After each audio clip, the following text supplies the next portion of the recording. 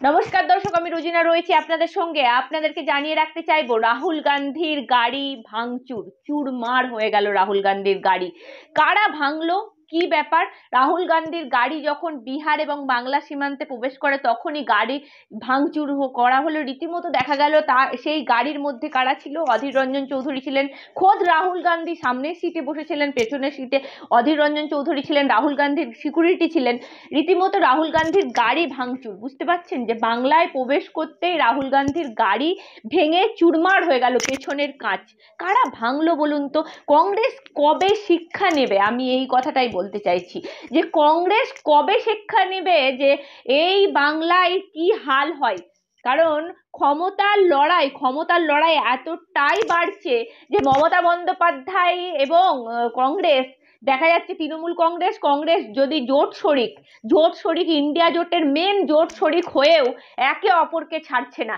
ক্ষমতার আগ্রাসন তাদেরকে গ্রাস করে চলেছে। তারা আতঙ্কিত রাহুল গান্ধীর ন্যায় যাত্রাকে কেন্দ্র করে। তারা ভাবছে এত মানুষজন ভিড় করছে, দেখতে আসছে রাহুল গান্ধীর ন্যায় যাত্রায়। এমনকি আমরা আগের দিনেও দেখেছি রাহুল গান্ধীকে মধ্যাহ্নভোজের জন্য সরকারি যে আবাসন ছিল সেখানে তাকে রীতিমতো অনুমতি দেওয়া হয়নি। আজকেও দেখা গেছে মালদায় তাকে, যেখানে মধ্যাহ্নভোজ ছাড়ার কথা ছিল রাহুল গান্ধীর, তাকে অনুমতি দেওয়া হয়নি।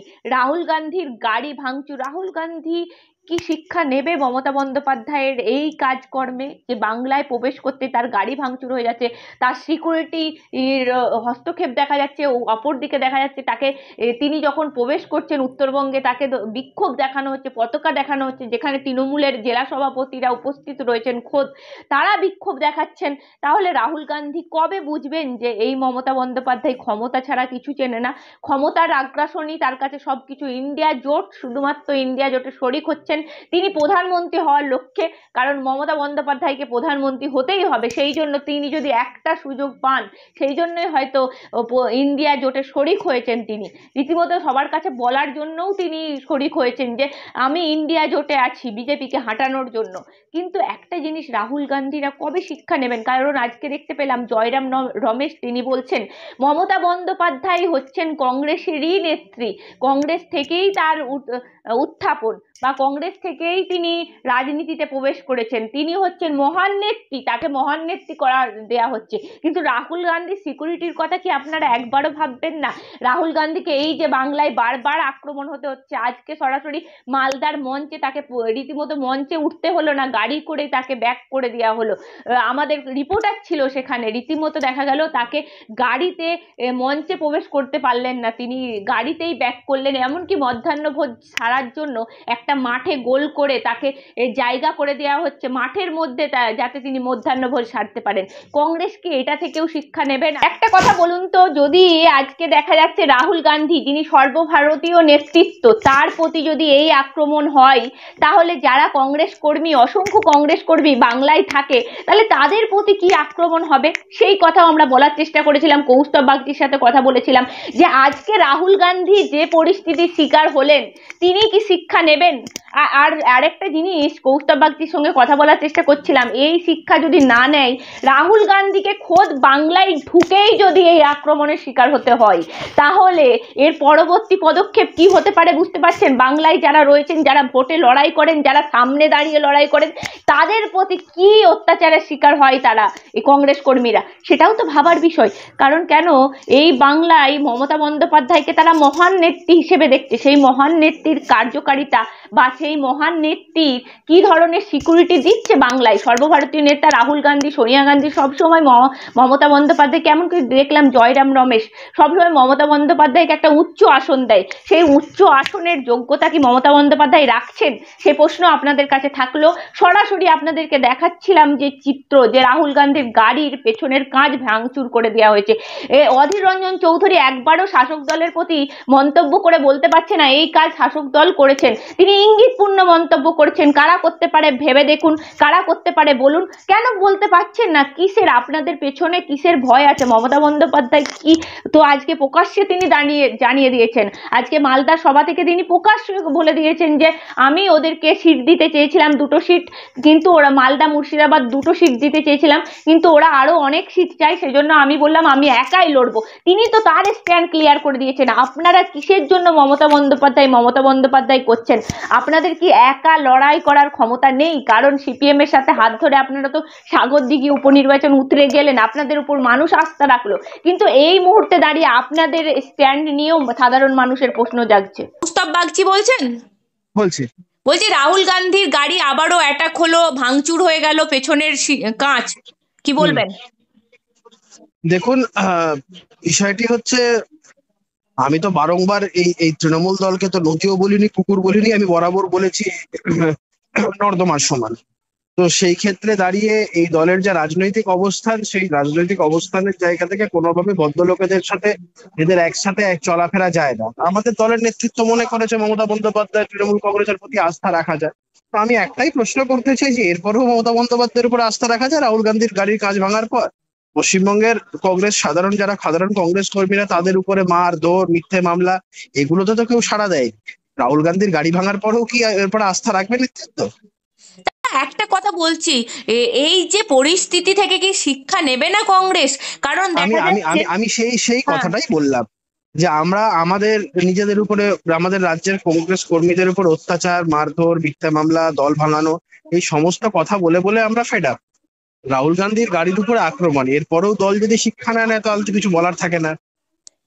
না, আমি বলছি এখনো পর্যন্ত কংগ্রেস বলতেই পারছে না, অধীর রঞ্জন চৌধুরী বলতেই পারছে না যে কে আক্রমণ করেছে, বা ইঙ্গিতপূর্ণ মন্তব্য করছেন ঠিকই, তিনি পরিষ্কার করে বলছেন না বাংলায় শাসক দলের দ্বারাই আক্রমণ হয়েছে রাহুল গান্ধীর উপরে। এই কথা কেন বলতে পারছে না এখনো? আরেকটা জিনিস, আরেকটা ক্ষেত্র থেকে দেখা যাচ্ছে জয়রাম রমেশ তিনি বলছেন কংগ্রেস থেকেই মমতা বন্দ্যোপাধ্যায়ের সৃষ্টি, তিনি হচ্ছে মহান নেত্রী। কেন এখনো পর্যন্ত কি দরকার মমতা ব্যানার্জিকে, আমি বুঝতে পারছি না। মহান নেত্রী মমতা বন্দ্যোপাধ্যায় গাড়ি ভাঙছে, এবারে এখানকার লোকজনদের মাথা ভাঙবে, দলটাকে বান্ডিল করে দেবে সম্পূর্ণভাবে, তারপরেও দল বলে যাবে মহান নেত্রী। করুণা হয় এই সমস্ত কথাবার্তা শুনলে। যেখানে মমতা বন্দ্যোপাধ্যায় খোদ আজকে মালদায় দাঁড়িয়ে তিনি বলছেন আমি কংগ্রেসকে কোনো সিট দেবো না, কংগ্রেস অনেক সিট চেয়েছিল, আমি ওদেরকে 2টো সিট দিতে চেয়েছিলাম, সেখানে তিনি প্রকাশ্যে নিজের স্ট্যান্ড ক্লিয়ার করে দিচ্ছেন। সেখানে কংগ্রেসের কি আছে মমতা বন্দ্যোপাধ্যায়ের সাথে? বলতে পারবো না। আমি ভাই এই কাঙালিপনার বিরুদ্ধে, আমি কাঙালিপনা পছন্দও করি না। যারা এই কাঙালিপনা করছে তাদের এই রাজনৈতিক অবস্থানকে আমি কোনোভাবে সমর্থন করি না, লজ্জা লাগে। আর একটা কথা কৌস্তব দা, যেখানে কংগ্রেসের যে সর্বভারতীয় নেতা তিনি এসে আক্রমণ হচ্ছে, তাহলে যে কর্মীরা, কংগ্রেসের অসংখ্য কর্মী সমর্থক এখানে বাংলায় অবস্থিত তারা থাকে, তাহলে তারা কি পরিমাণ আক্রমণের শিকার হয় সেটা কি রাহুল গান্ধী বুঝবেন? এবার সেই কথাটাই দলের নেতৃত্বকে বহুবার বলেছি, বোঝানোর চেষ্টা করেছি। তাই করতে গিয়ে দল আমাকে মনে করেছে আমি ভিলেন। আমি এইভাবে ভিলেন হয়েই থাকতে চাই। আপনি কি বলছেন আজকের ঘটনা থেকে শিক্ষা কি নিতে পারে না? আপনি একটা আশা রাখছেন নেওয়া দরকার এই ঘটনা থেকে? আর শিক্ষা যদি না নেয়, এখন কাউকে তো যেচে পড়ে কোনো কিছু করানো যায় না। শিক্ষা যদি কেউ না নিতে চায়, নেবে না, তার প্রেরোগেটিভ। কি বলতে পারি আমি? আপনাকে অসংখ্য ধন্যবাদ আমাদেরকে সময় দেওয়ার জন্য। বাংলায় এসছেন, তার গাড়ির কাজ ভাঙলো। সব থেকে বড় কথা হচ্ছে যে এই বাংলার সংস্কৃতি কি, অতিথি দেব ভব। আমাদের সঙ্গে শত্রুতা থাকলেও আমরা কাউকে অবজ্ঞা করি না আতিথেয়তার ক্ষেত্রে। সেখানটাই রাহুল গান্ধীকে প্রতি পদে কুচবিহার থেকে শুরু প্রতি পদে অপমান করা, তাকে প্রতিবন্ধকতার মুখে তুলে দেওয়া, তার বক্তব্য বলতে না দেওয়া, সভা করতে না দেওয়া, যত রকমের বিরোধিতা করা সম্ভব সব রকমের বিরোধিতা। কিন্তু এখানে দাদা কাজটা কোথায়? কেউ পিছনে থেকে ঢিল মেরেছে, তাই আমি কি করবো? আমি তো গাড়ির মধ্যে বসে কাজটাকে বলে আমি কি করে দেখবো রে ভাই? এরকম প্রশাসনিক একটা দায় থেকেই যাচ্ছে। প্রশাসনিক কোথায় দায় আছে? প্রশাসনিক দায়িত্ব কারোর নির্দেশে পরিচালিত হয়। এখানকার ইরিগেশন বাংলো দেওয়ার দায়িত্ব ভেঙে দেওয়া হয়েছে। এখানকার ইরিগেশন বাংলো দেওয়ার দায়িত্ব কার? ওই একটা ফ্যাসিস্ট সরকার তার সমস্ত দাঁত নোখ বার করে ফেলেছে। আমরা আগেই বলেছিলাম যে এই সরকার তৃণমূলের সরকারের কার্যত বিজেপির বিরোধিতা করা অসম্ভব। আজকে ঝুলি থেকে বেড়াল বেরিয়ে পড়েছে। দেখুন, বাসস্থান দিচ্ছে না, থাকার জায়গা দিচ্ছে না, খাওয়ার জায়গা দিচ্ছে না, ন্যায় যাত্রার বিরুদ্ধে আজকে রাহুল গান্ধীর গাড়িতে অ্যাটাক করে দিবে। কারা করলো? প্রশাসনকে খুঁজে বার করতে হবে, তৃণমূলের সরকারকে খুঁজে বার করতে হবে। কোন দুষ্কৃতকারীরা মনে করে এটা তাদের সরকার। পুলিশ কোথায়? সিভিক ভলেন্টিয়ার দিয়ে গার্ড দিচ্ছেন। মাননীয় মুখ্যমন্ত্রী, আপনাকে জবাব দিতে হবে। আপনি যে বিজেপির বিরুদ্ধে আন্দোলনে থাকবেন না, এটা আমরা গত কয়েক বছর ধরে বলছি। আজকে তার প্রমাণ হয়ে গেল, পরিষ্কার প্রমাণ হয়ে গেল যে Day 1 থেকে আপনি রাহুল গান্ধীর ন্যায়যাত্রা আটকাচ্ছেন। ন্যায়যাত্রা কিসের জন্য? আপনার আমাদের বিরুদ্ধে অসুবিধা থাকতে পারে, রাহুল গান্ধীর ন্যায়যাত্রা আটকাচ্ছেন, তার মানে বিজেপির বিরুদ্ধে আন্দোলনকে আপনি স্তব্ধ করে দেওয়ার চেষ্টা করছেন। এর বিরুদ্ধে আমরা চরম ধিক্কার জানাই।